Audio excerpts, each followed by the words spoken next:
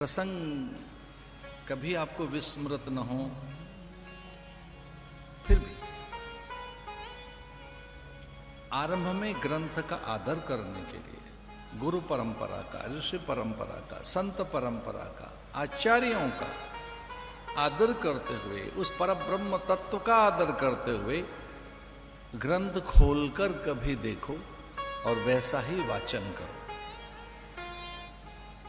उसी मर्यादा का पालन करते हुए वाल्मीकि रामायण की अद्भुत वंदना, अद्भुत मंगलाचरण, जिसमें सभी विभक्तियों का प्रयोग किया गया है, वाल्मीकि रामायण के महात्म के आरंभ के श्लोक में वाल्मीकि की क्या विद्या विभूति प्रकट हुई है। श्री राम शरणं समस्त जगतां रामं विना का गति, रामेण प्रतिहन्यते कलिमलं रामाय कार्यं नमः।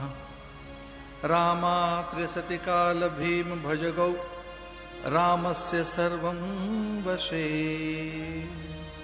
रामे भद्रखंडिता भवतु मे राम त्वमेवाश्रयः, राम त्वमेवाश्रयः, राम त्वमेवाश्रयः।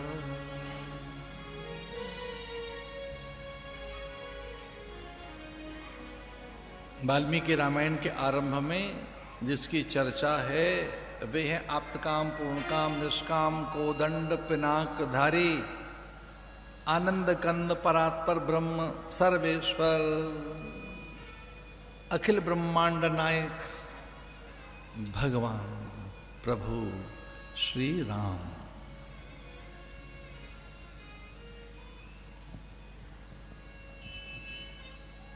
और यही मंत्र महादेव के द्वारा काशी में दिया जाता है,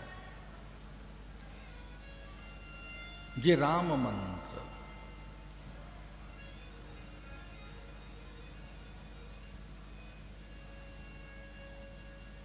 मैं तो सन्यासी हूं, लेकिन हमारे आराध्य देवादिदेव भगवान महादेव परम वैष्णव हैं, राम मंत्र बांट रहे हैं काशी में। अंतः शाक्त बहिर्शैव सभा मध्य तु वैष्णव। प्राय हमारे यहाँ ऐसा है, अंतः शाक्त, अंदर से पराम्बा का स्मरण करते रहिए, बहिर्शैव, बाहर से हम शैव जैसे लगते हैं, सभा मध्य तु वैष्णव, सभा के बीच में जाओ तो विनय रखिए वैष्णवों जैसी। सारे आपका स्वभाव हो, प्रकाश जितना है सूर्य में, आप उपासना गणेश की करते रहें। बिना गणेश की उपासना के कोई कार्य सिद्ध नहीं होगा।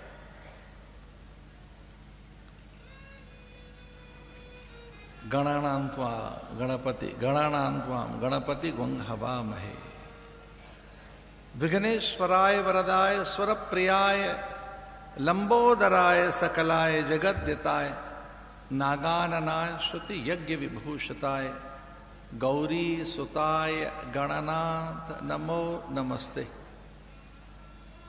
भैया कथा में सबका अधिकार है, हर जीव का आदर करिए। यही नहीं पता लगता ना कौन वेस्ट बनाकर कौन आ जाए, वैसे ही भैरव है वो तो।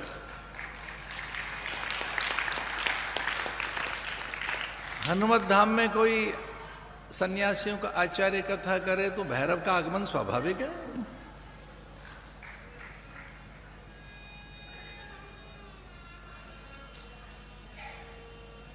अद्भुत मंगलाचरण। इसलिए हमें लगा कि यहां थोड़ी परंपराओं से अलग हटकर हम कथा सुनाएंगे दंदरुआ धाम के दर्द हरा हुआ हनुमान को। ओम तपस्वाध्याय निरतम तपस्वी वाग्विदाम्बरम, नारदम परिप्रपच्छ वाल्मीकि मुनिपुंगवम्। ओम तपः स्वाध्याय निरतम तपस्वी वांग वेदांबरम। ओम। वाल्मीकि रामायण में जो सबसे पहले शब्द आया है वो ओम। ओंकार बिंदु संयुक्तम नित्यं ध्यायन्ति योगिनः कामदं मोक्षदं चैव ओंकाराय नमो नमः। वाल्मीकि रामायण में 24,000 श्लोक हैं, वो गायत्री से ही स्फुरित हैं। और गायत्री का भी जो बीज है वो ओम है, ओंकार बिंदु संयुक्तम।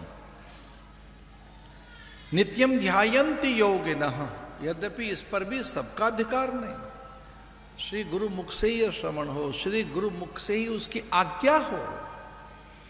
मंत्रों में विशेषकर ध्यान रहे।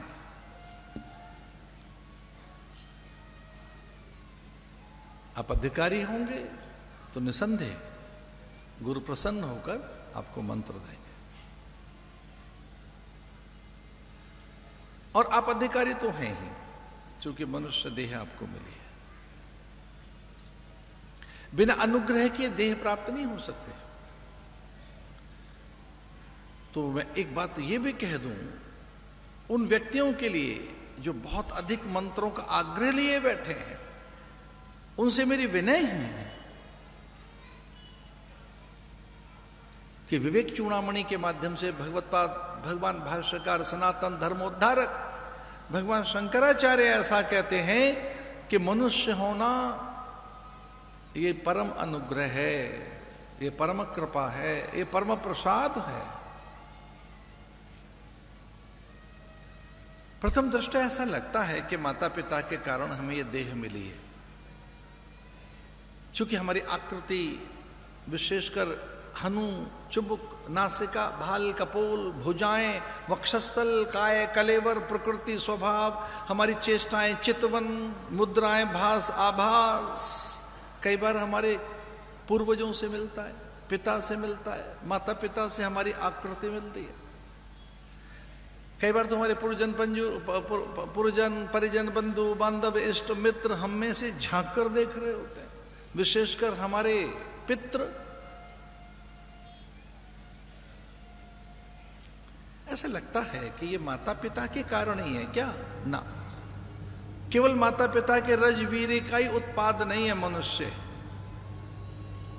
मैं मनुष्य की बात कर रहा हूं। केवल माता पिता के रजवीर का ही उत्पाद नहीं है मनुष्य। मनुष्य केवल माता पिता के कारण नहीं है, शास्त्र कहता है ये भगवान के अनुग्रह के कारण है मनुष्य। देवानुग्रह हेतुकम मनुष्यत्व मुमुक्षुत्व महापुरुष संशया।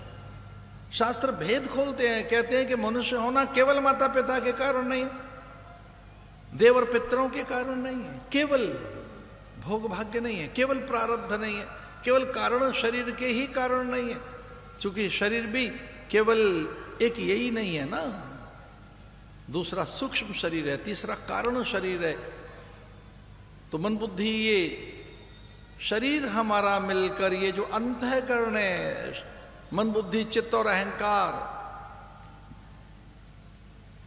ये देह हमारी केवल देवताओं के कारण ही नहीं है, केवल माता पिता के तप के कारण ही नहीं है, केवल उनके संकल्प के कारण नहीं है।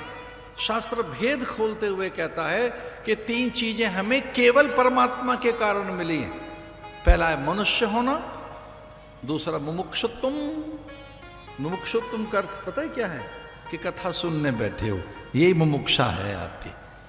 भगवान की कृपा के वशीभूत, उनके अनुग्रह के कारण आप यहां बैठे हैं। भगवत अनुग्रह न होता तो आप यहां न बैठे होते। और ये दोनों चीजें बड़ी दुर्लभ हैं, मनुष्यत्वम मुमुक्षुत्वम, और तीसरी चीज अति दुर्लभ है, वो है महापुरुष संशय, महात्माओं की संगति। सुर दुर्लभ सद ग्रंथन गावा, ये बड़े भाग्य से मनुष्य तन मिलता है। उसमें भी ऐसा कहा गया कि जब तक भगवान का परम अनुग्रह नहीं होगा आपको गुरु तो नहीं मिलेंगे। परम अनुग्रह है कि गुरु मिले आपको, सत्संग मिला आपको। और तब कहीं ये जिह्वा पर ओंकार आता है।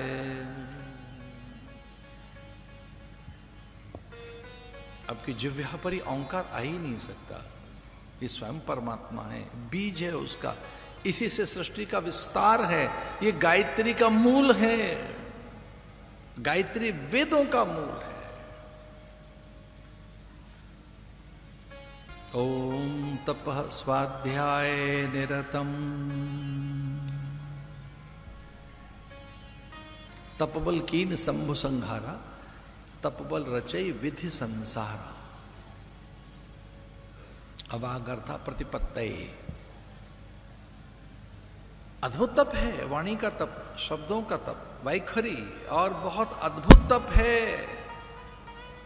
मध्यमा का, पश्चंती का, परा का, सारस्वत तप से सबसे बड़ा तप है। तप के लिए तो भगवान नारायण स्वयं तपस्वी बनते। अरे बद्रीनाथ में भगवान कर क्या रहे हैं? तपस्वी तो हैं। और एक बार भगवान नारायण के मन में विचार आया हम तो तप करेंगे। तो लक्ष्मी ने कहा तप करोगे, इसका आशय क्या है? बोले हम तप करेंगे। और वो वहां तप करने चले गए विशाला नगरी में, हिमालय के उत्तुंग शिखर पर। सरस्वती का जहां उद्गम है, जहां अलकनंदा निकलती है, सनकादिक घाट पर नारद क्षेत्र में, केदार खंड में भगवान नारायण तप करने के लिए पहुंचे। लक्ष्मी जी थोड़ी चिंतित हुई कि अकेले चले गए, वहां तो हिम है, बर्फ है, कुछ तो मिलेगा नहीं, वहां तप करेंगे तो मुझे क्या करना चाहिए? तो लक्ष्मी जी बदरी बनकर, बेर बनकर वहां प्रकट हो गई। लक्ष्मी जी का नाम है बदरी, तब है वो बदरीनाथ। तो लक्ष्मी जी बदरी बनकर, वनस्पति बनकर, कुछ किंचित वो औषधियां बनकर वहां प्रकट हो गई। और भगवान उन औषधियों के आश्रित होकर तप करने लगे।